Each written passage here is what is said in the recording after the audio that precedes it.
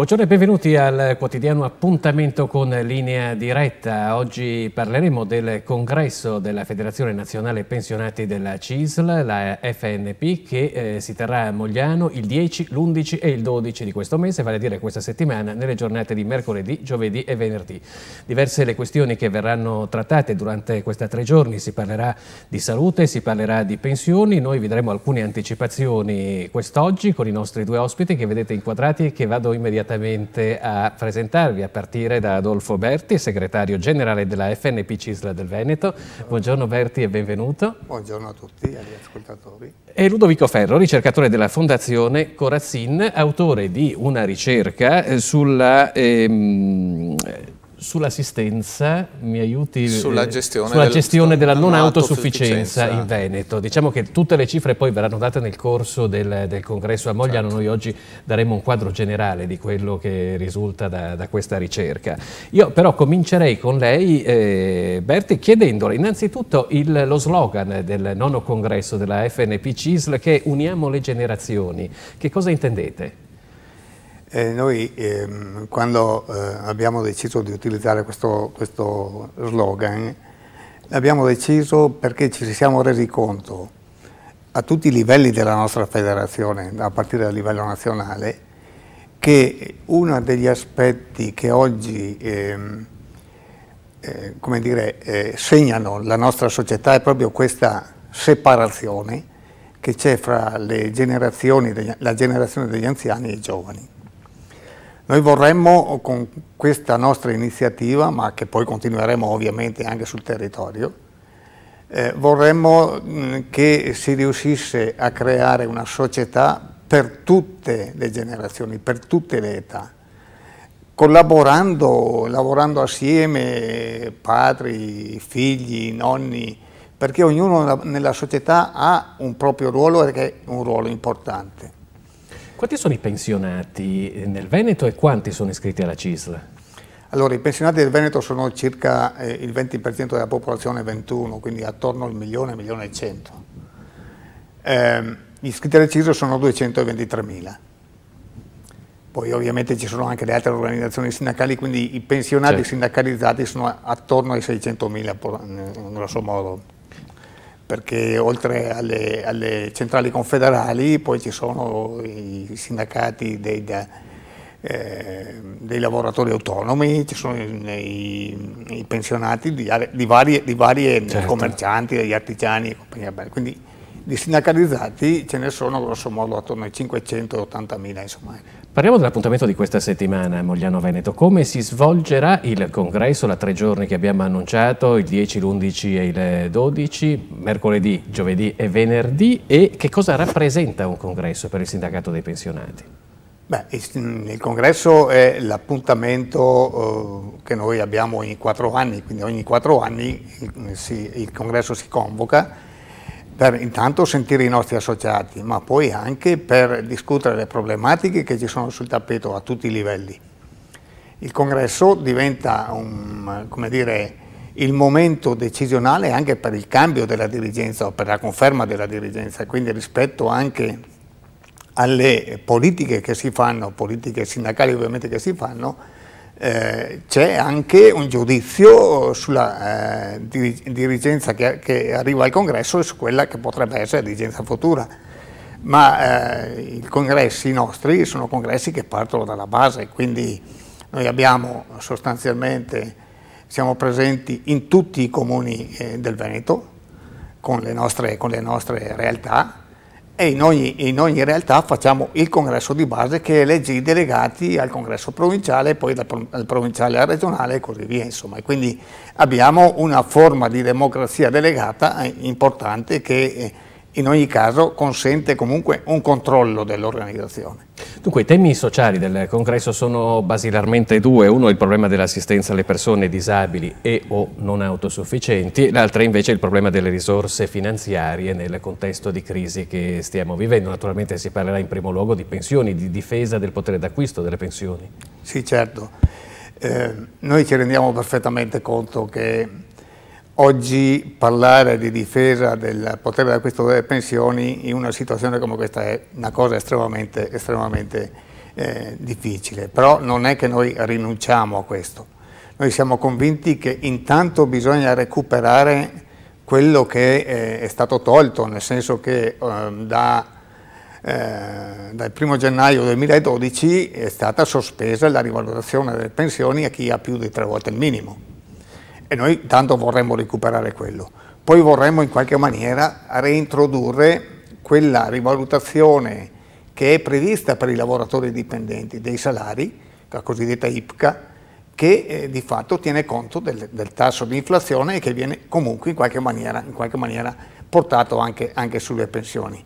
Poi ci sarebbe una serie di altre questioni. Ma hanno perso molto come potere d'acquisto le pensioni in questi ultimi anni? Le pensioni in questi ultimi anni hanno perso, grosso modo, facciamo conto dalle riforme degli anni 90, per dire riforma Dini, che è stata quella più importante probabilmente.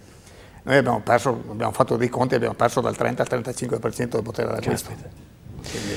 Dunque tra poco ritorneremo anche su questo argomento, però prima iniziamo ad anticipare quella che è la ricerca, come detto in apertura di programma, che sarà presentata nel corso dei 3 giorni della FNP CISL a Mogliano Veneto, vale a dire come è gestita la non autosufficienza in Veneto. Quali sono i temi affrontati nella ricerca nello specifico? Sì, allora noi siamo partiti dall'idea che dovevamo confrontare i modelli di gestione. Sulle 21 ULS dell'azienda, perché la gestione, ricordiamo, spetta alle ULS. Diciamo, nella non autosufficienza in particolare noi ci siamo concentrati su quella relativa ai problemi degli anziani, anche se non abbiamo escluso quella relativa in generale ai disabili, però hanno delle linee, delle modalità diverse, però è congiunta tra le aziende ULS e i comuni. In particolare la ULS si occupa degli aspetti, diciamo così, medici, e della parte sociale come competenza ce l'hanno i comuni. Questo è in sostanza la situazione di base, cioè due soggetti molto diversi, e anche nelle articolazioni abbiamo trovato nelle proporzioni molto diverse, perché magari c'è una ULS che ha anche più di 50 comuni con cui deve relazionarsi, e altre ULS dove hanno magari dei comuni molto forti relativi a situazioni metropolitane, dove le relazioni sono appunto diverse. Quante sono le ULS in Veneto? Le ULS in Veneto sono 21, noi ne abbiamo selezionate 10 in base a una serie di criteri, appunto sulla base del numero dei comuni, sulla base delle caratteristiche o metropolitane o rurali montane, sulla base anche dell'utenza, quindi sulla base del tasso di anzianità di ogni territorio, e anche sulla base di quelle che c'erano segnalate o comunque intuivamo potevano essere delle situazioni interessanti di gestione. Il quadro che esce fuori è disomogeneo? Quindi. Assolutamente disomogeneo dal punto di vista dei modelli di gestione, cioè di come si arriva ad offrire un servizio, in particolare sulla domiciliarità, ma anche sulla residenzialità, su tanti aspetti.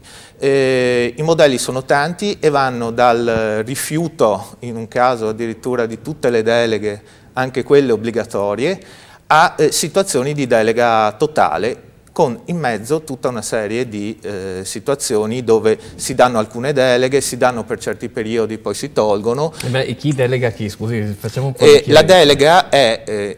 Questa è la tendenza che insomma storicamente in Veneto anche la Regione ha promosso, è quella che il Comune affidi all'unità sociosanitaria, all'azienda ULS, la competenza. Quindi diciamo ci sono dei casi in cui i comuni delegano completamente, altri invece un altro, mi diceva, in cui invece no, non si delega nulla. Nemmeno sulla tematica dei disabili. Questo è il caso storico conosciuto, che è il caso della ULS 12 di Venezia, che non riceve nessuna delega dai 4 comuni della ULS, in particolare dal comune di Venezia, ma nemmeno dagli altri 3, che sono Quarto d'Altino, Marcon e il recente Cavallino Treporti. Insomma. Su questo tema torneremo tra poco, allora quando torneremo a parlare e ad approfondire quelli che sono i risultati della ricerca. Berti, che cos'è la legge sulla non autosufficienza? Ricordiamolo ai nostri telespettatori. Allora, il Veneto è stata la prima regione che ha di fatto emanato una legge a tutela degli anziani non autosufficienti. Questa legge, che ci è costata come sindacato diverse lotte che siamo riusciti a realizzare nel 2009, prevede una serie di vantaggi nell'assistenza agli anziani non autosufficienti. Per capirci, non è che la normativa attuale che il Veneto ha per l'assistenza agli anziani non autosufficienti sia una cattiva normativa. È una buona normativa e, come diceva il dottore prima, il problema vero è la traduzione poi della normativa sul territorio. Ma la legge, appunto, all'interno di una normativa buona, tende a migliorarla, ma soprattutto tende a indicare un utilizzo delle risorse più razionale.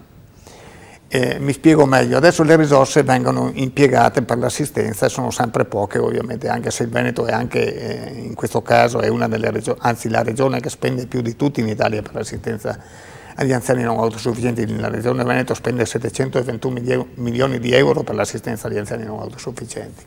E però questi 721 milioni di euro vengono, come dire, spesi in una maniera per quel che possiamo dire noi poco razionale, per cui la legge interverrebbe su questi aspetti, indicando, sono spesi male, dice, si potrebbe fare meglio con le risorse potrebbero essere utilizzati molto meglio. Perché dico questo? Perché, per esempio, l'utilizzo delle risorse, in qualche caso date a pioggia con pochi controlli, diventa un problema, mentre per esempio se noi cominciassimo a assegnare le risorse tenendo conto di una serie di parametri, a partire dal parametro economico, ma anche arrivando poi al livello di non autosufficienza che il cittadino presenta, è chiaro che anche le risorse possono essere modulate in base a questi aspetti. Attualmente non capita, quindi né non viene presa in considerazione in maniera molto blanda, insomma, ecco. Comunque generalmente non viene presa in considerazione né il livello di non autosufficienza né il benessere economico di chi dovrebbe ricevere l'assistenza. Sì, tra l'altro poi qui c'è tutto un problema che potremmo fare in maniera molto puntuale e riguarda per esempio una legge nazionale che tutela l'invalidità più che la non autosufficienza, ed è l'indennità di accompagnamento. Il nostro Paese spende risorse enormi in questa direzione. Pensi che l'indennità di accompagnamento grosso modo equivale a quasi 14 miliardi di euro. A livello nazionale. A livello nazionale. Questa indennità però è distribuita anche in questo caso in maniera irrazionale, a pioggia, senza tener conto di parametri, per esempio, che so, faccio un esempio, sì. Un ricco, facciamo un esempio che so, senza un Agnelli, ecco, mettiamola così, teoricamente avrebbe, se fosse un invalido, avrebbe lo stesso diritto di avere quella indennità del poveraccio che non ha neanche la pensione, e questo non va bene. Questo va in qualche maniera corretto, perché non è possibile, cioè qui buttiamo, senza contare poi che all'interno di questo discorso c'è tutto il problema dei falsi invalidi. Infatti stavo per dirle, se ci sono pochi controlli anche su quella che è poi la percentuale di invalidità, certo. Vuol dire che c'è il rischio che qualcuno abbia dei servizi che non dovrebbe avere. Esattamente. Magari togliendoli a qualcun altro. Togliendoli a qualcun altro, perché poi le risorse sono quelle che sono, insomma, per capirsi. Ecco. Certo. Per cui una delle cose che per esempio con la legge regionale noi tentiamo di affermare, di portare avanti, è che con questo montante di risorse di livello nazionale, se fossero coordinate con quelle che noi spendiamo a livello regionale, ci saremmo messi nelle condizioni di fare un'assistenza molto più puntuale e molto più vicina ai bisogni reali della gente. A quando risale l'approvazione qui in Regione della legge sulla non autosufficienza? È stata approvata il 26 di novembre del 2009. Quindi è relativamente nuova, per così dire. Voi avete naturalmente dato i vostri suggerimenti alla Giunta regionale, che risposte avete ottenuto? Oddio, adesso noi siamo un po', come dire, in vertenza con la Giunta regionale. Perché? Perché obiettivamente la legge prevede delle deleghe alla Giunta, deleghe che la Giunta non ha ancora attuato. E sono le cose importanti, non riguardano solo gli aspetti economici dei quali noi ci rendiamo perfettamente conto che diventa difficile aumentare queste risorse. Però quelle risorse, se la Giunta attuasse le deleghe, sarebbero utilizzate in maniera diversa. Per dirne una, tanto perché la gente capisca, noi ci troviamo nella condizione, per esempio, che non abbiamo qual è il percorso che un anziano percorre quando diventa non autosufficiente. Il distretto dichiara la sua non autosufficienza attraverso una unità di valutazione multidimensionale distrettuale, la quale utilizza una scheda, la scheda SVAMA, che determina anche il grado di invalidità. Cosa significa questo? Che in base a quel grado di invalidità si dovrebbe attribuire anche il tipo di assistenza, il percorso, certo, quello che noi chiamiamo il PAI, il programma di assistenza individuale. Ecco, se noi riusciamo, è una delle cose previste dalla legge, se noi riuscissimo per esempio a collegare le risorse al PAI, quindi individualizzando l'assistenza, è chiaro che avremmo un'utilizzazione delle risorse molto più puntuale e molto più razionale. Dunque, io vi ricordo che le nostre linee sono aperte, un numero telefonico in sovraimpressione sul vostro televisore, per cui se volete raccontarci una vostra esperienza in merito oppure rivolgere una domanda agli ospiti in studio, componete pure il numero, siamo qui per rispondervi. Dunque, dottor Ferro, quindi come dicevamo con il segretario generale della FNP CISL, Adolfo Berti, ci sono tante risorse che però non vengono utilizzate per avere il massimo servizio poi che si potrebbe avere. Questa differenza tra ciò che si potrebbe fare e ciò che invece si fa, si vede anche nella varia gestione delle USL? Diciamo che si vede soprattutto il fatto che ci sono delle ULS che riescono delle ULS e dei comuni all'interno delle ULS che riescono a dare determinati servizi e altre che non riescono a dare lo stesso servizio. Quindi c'è veramente una differenza molto ampia, cioè data la normativa generale, si diceva positiva, che fissa i criteri, poi nell'applicazione ognuno a seconda del modello in cui si trova e anche la persona che si trova nel ruolo riesce poi a fornire un servizio. A seconda del comune di residenza si potrebbe non riuscire ad avere il servizio che magari da un'altra parte della regione si ha? Assolutamente sì, c'è una variazione a livello di comuni, soprattutto dove ci sono tanti comuni, oppure anche addirittura a livello di distretti. Comunque sicuramente se noi prendiamo, come abbiamo fatto noi, il territorio della ULS di appartenenza e vediamo magari uno vicino, e i servizi anche sulla domiciliarità, la disponibilità nelle case di riposo, oggi centri di servizio, le modalità attraverso le quali si passa per esempio da una situazione di ospedalizzazione e quindi dalla sopravvenuta non autosufficienza a poi magari una domiciliarità o comunque ad un progetto, come si diceva, dove uno capita... certo. Capita. Può fare un esempio proprio di due zone del Veneto che sono agli antipodi da questo punto di vista? Ma diciamo che ci sono, ripeto, tante zone diverse, ci sono delle zone che hanno storicamente situazioni particolari. Prendo la mia ULS di appartenenza, che è quella proprio la 12 veneziana, dove ha tantissima differenza tra il centro storico veneziano, dove il tasso di anzianità, cioè il rapporto, diciamo in maniera semplice, tra chi ha più di 65 anni e chi ne ha meno di 14, è credo il più alto d'Italia, uno dei più alti d'Italia, cioè, quindi c'è una situazione, c'è per esempio una tendenza che non c'è da altre parti comunque a non usare molto il servizio della domiciliarità o per esempio del centro diurno, c'è ancora molto l'esigenza della casa di riposo, tendenza che invece sta cambiando in maniera molto marcata un po' in tutto il resto del territorio, dove l'anziano torna a casa e questo però va anche specificato. Sarebbe una cosa anche positiva se ci fosse il servizio adeguato e se tutto fosse motivato da una scelta culturale. In realtà molto spesso l'anziano torna a casa perché si fa un conto economico e la famiglia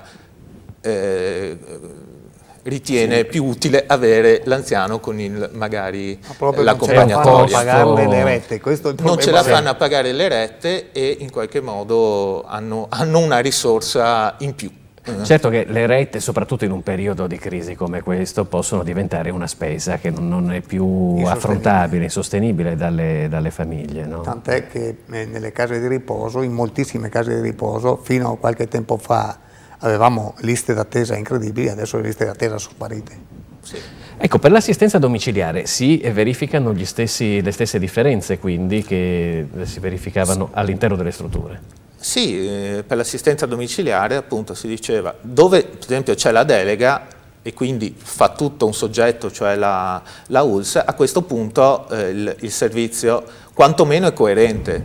Uno dei grossi problemi dell'assistenza domiciliare è che se non c'è una forma di coordinamento tra l'infermiere che va a fare la prestazione sanitaria e l'operatore del comune che va a fare l'altro tipo di prestazione, la pulizia, l'igiene personale o la pulizia degli ambienti, succedono delle cose un po' assurde, cioè che arriva prima la pulizia e poi c'è l'intervento medico e quindi la pulizia è vanificata, oppure gli operatori girano e non sono coordinati, già questo fa la differenza. Poi c'è anche la copertura sull'assistenza domiciliare, la copertura non è quasi mai su tutta la settimana, è relativa magari solo alla mattina e quindi serve sempre un altro tipo di assistenza, o da parte dei familiari o un'assistenza privata. Nel complesso il quadro che esce dalla ricerca è più positivo oppure sono più le zone d'ombra? Diciamo che da una parte noi cercavamo di verificare e eravamo alla ricerca di un modello da poter proporre, da poter estendere. Questo è molto più complicato di quello che immaginavamo. D'altra parte ci sono anche tante eccellenze, ci sono anche tanti bei progetti o in tanti posti le cose funzionano. La vera difficoltà è poter portare tutti ad un livello minimo. Sì. Questo è un problema. Per esempio anche si diceva sulle case di riposo, la differenza sulle case di riposo è enorme, cioè le liste d'attesa a volte sono lunghe perché molti rifiutano la casa di riposo perché la retta di alcune case è molto più alta e il servizio è molto più basso e quindi nessuno ci vuole andare, è evidente, se non c'è un'uniformità è chiaro che l'utente si sposta. Tu Alberti, sulla legge e sulla non autosufficienza bisogna rimetterci le mani, abbiamo detto. Quali sono le principali proposte che voi avanzate? Allora, prima parlavo del programma di assistenza individuale e da questo aspetto partono poi tutti gli altri aspetti che riguardano come dire, l'assistenza all'anziano non autosufficiente. In particolare, la legge sulla non autosufficienza è improntata su un potenziamento dell'assistenza domiciliare, quindi improntata su una assistenza che di fatto coinvolge le famiglie. Questo però, di questo noi ci rendiamo perfettamente conto, che significa però anche un'altra cosa, significa che c'è il pericolo di caricare sulle famiglie degli oneri impropri, non solo, ma di caricarle di un tasso di lavoro di assistenza, un tasso di lavoro di cura, ecco, chiamiamolo così, pesantissimo. A volte si creano delle situazioni nelle quali magari il familiare è costretto a lasciare il lavoro, oppure ad acquisire o ad assumere una badante. Queste sono cose che costano notevolmente. Certo. Noi avevamo all'interno della legge, con qualche ostacolo da parte della Regione, siamo però riusciti a far passare una norma che prevede che al familiare che assiste il proprio caro, il proprio congiunto, si dovrebbe riuscire ad arrivare a versare la contribuzione previdenziale. Questo è previsto dalla legge. Questo sarebbe un notevole passo avanti, mi rendo conto che questo significa anche risorse da impegnare, però se vogliamo in qualche maniera accentuare gli aspetti che riguardano l'assistenza domiciliare bisogna arrivare a questo. Teniamo conto che in altri paesi, in Germania, in Francia, addirittura in Spagna, questi aspetti sono stati risolti in maniera egregia, con risorse che non sono superiori a quelle che noi spendiamo, per esempio con l'indennità di accompagnamento e compagnia bella. Per cui Questo è uno degli aspetti, però ce ne sono moltissimi altri che riguardano, come dire, il modo di valutare la non autosufficienza, la definizione di non autosufficienza, perché non è la stessa cosa definire un autosufficiente in una maniera o in un'altra. Per dire, in 20 regioni italiane ci sono 20 definizioni diverse, con ovviamente delle sfumature che poi incidono anche sull'assistenza. Questo capita anche tra le varie unità sanitarie del Veneto, che ci siano differenze di valutazione? No, questo no, anche perché il sistema, almeno che si citava prima, della scheda SVAMA e delle unità di valutazione multidimensionale, quello è un sistema, diciamo così, diffuso su tutto il territorio e vale per tutti. Può succedere che, questo sì, quando ci si riunisce tutti i vari soggetti, e allora lì troviamo il direttore del distretto, troviamo l'assistente sociale, troviamo lo specialista e dovremmo trovare anche il medico di base, allora lì nei territori può variare, nel senso che è più facile l'incontro, è più un incontro formale, o si fa questo tipo di valutazione solo per alcuni casi. Quindi rimane sempre la questione che le normative ci sono e prevedono uniformità, poi sul territorio sono le persone e anche le prassi che vanno a segnare un po' far funzionare lo strumento o meno. Ecco, perché a inizio trasmissione abbiamo parlato delle pensioni, dell'impegno del sindacato sulla difesa di potere d'acquisto. Cosa prevede per il futuro prossimo? I pensionati saranno ancora oggetto di prelievi fiscali che ne limiteranno ulteriormente la capacità d'acquisto? Guardi, se andiamo a valutare la condizione economica del Paese, non è che ci sono molte speranze di migliorare la questione. La situazione economica del Paese oggi è quella che è. Siamo di fronte ad una questione che riguarda non solo le pensioni, ma riguarda i livelli di vita che noi abbiamo. E una delle prospettive che ormai si sentono in continuazione è che dovremmo in qualche maniera ridimensionare i nostri livelli di vita. Questo non significa però Ma non sono stati già sufficientemente ridimensionati? Lo so, però non è che al di là di quello che dice qualche economista noi vediamo la luce in fondo al tunnel. Non ci pare che oggi ci siano questi aspetti. Le notizie proprio di stamattina, di ieri, nel 2012 si sono persi 1 milione e più di 1 milione di posti di lavoro. Questo significa una cosa semplicissima, che la povertà sta venendo avanti in maniera galoppante e che rispetto al discorso dei pensionati bisognerà cominciare a ragionare attorno a che cosa? Attorno ad una possibilità che la rivalutazione delle pensioni passi anche attraverso la riforma del fisco. In sostanza, cominciare a ragionare sul fatto che i lavoratori dipendenti e i pensionati oggi versano all'erario l'85% delle entrate. È chiaro che questo deve cambiare, cioè bisogna cominciare ad alleviare sul lavoro ma anche sulle pensioni questo gravame che diventa ormai insostenibile. Se noi pensiamo che per esempio in Germania le pensioni sono gravate solo del 50% degli oneri che noi versiamo. E dice lotta all'evasione fiscale, quindi?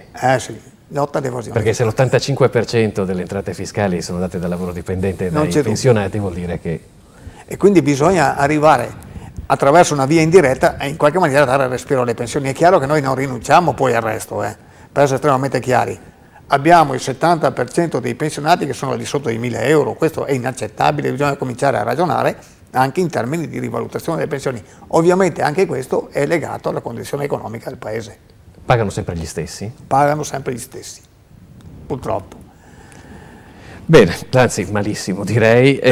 Ferro, io le chiederei se può darci, anticiparci qualche dato della ricerca che presenterà nei prossimi giorni. Beh, intanto qualche numero. Possiamo dire che la ricerca si è svolta sostanzialmente con 2 tipi di rilevazione. Da una parte abbiamo realizzato una settantina di interviste molto ampie, con direttori dei servizi sociali, con direttori dei distretti e con responsabili dirigenti o assistenti sociali dei comuni delle ULSS che avevamo selezionato. Ed inoltre abbiamo fatto anche una rilevazione che è andata tra l'altro anche molto bene su tutti i comuni del Veneto tramite un questionario. Abbiamo ottenuto un tasso di copertura tra il 35 e il 40% dei comuni, quindi abbiamo avuto sui 581 comuni del Veneto, 200 hanno compilato il questionario. Quindi il quadro, diciamo, è piuttosto completo. Lei però non vuole darci qualche anticipazione? Per esempio, una delle cose che possiamo dire, che era un po' la nostra ipotesi di base, quanto il modello della delega totale, cioè dell'affidare da parte dei comuni anche la parte di assistenza, diciamo, la parte sociale dell'assistenza alla disabilità degli anziani, delegata dai comuni alle ULSS, quanto questo almeno teoricamente è un modello positivo, i nostri interlocutori lo dicono. Alcuni attorno al 35-40% dicono che è un modello buono e va implementato, altri dicono almeno teoricamente è un modello buono, poi fanno dei distinguo. Quindi sì, diciamo che messi un po' al muro, alle strette, di fronte a questa ipotesi è difficile dire di no. Sono molti anche che non rispondono e parlano d'altro. È vero che ci sono obiettivi, problemi, tantissime differenze e le cose devono essere fatte anche in maniera diversa e con percorsi diversi. Bene, ringraziamo allora il dottor Ludovico Ferro, ricercatore della Fondazione Corazzin, autore della ricerca sulla gestione in Veneto della legge sulla non autosufficienza. Grazie e buon lavoro. Grazie. Naturalmente l'appuntamento lo diciamo con Adolfo Berti, segretario generale della FNP CISL, è per mercoledì, giovedì e venerdì a Mogliano Veneto con il 9° congresso regionale del sindacato pensionati della CISL. Dove si svolgerà? Lo facciamo a Mogliano Veneto al Move Hotel, che è un hotel nuovo, un centro congressi sostanzialmente, che è subito fuori dall'autostrada. Sarà una bella 3 giorni, appunto all'interno c'è questa ricerca che viene presentata in maniera ufficiale, quindi anche con qualche numero. Sì, abbiamo tenuto ancora in riserva, ho visto e quindi dovrebbe essere saranno presenti i massimi dirigenti, ci sarà l'assessore regionale ai servizi sociali, ci sarà il presidente regionale dell'ANCI, quindi rappresentati i comuni e anche la regione, e lì vedremo di discutere anche attorno a questo aspetto che noi riteniamo molto importante. Volevo, se posso, aggiungere un attimo qualcosa. Un'ultima cosa perché siamo in chiusura. Il discorso della delega ai comuni è importante, soprattutto perché sul territorio abbiamo comuni piccoli che non riuscirebbero mai a fare assistenza sociale da soli. La delega consente all'ULSS di distribuire in maniera omogenea il livello di assistenza sociale sul territorio. Questo è l'aspetto importante, e la cosa che non riusciamo a capire è perché troppi comuni non capiscono sta cosa. Noi sappiamo perché poi, perché... E lo possiamo dire? Sì, c'è un problema di tipo elettorale, l'assistenza sociale è uno strumento. Per essere chiari. Bene. Noi dobbiamo fermarci, comunque torneremo sull'argomento, ne discuteremo ancora qui a Linea Diretta. Ringraziamo quindi anche Adolfo Berti, segretario generale della FNP CISL del Veneto, e buon lavoro per questa 3 giorni di congresso. Grazie. Noi con Linea Diretta invece ci rivediamo domani alle 13:15, sempre qui su Rete Veneta. Arrivederci.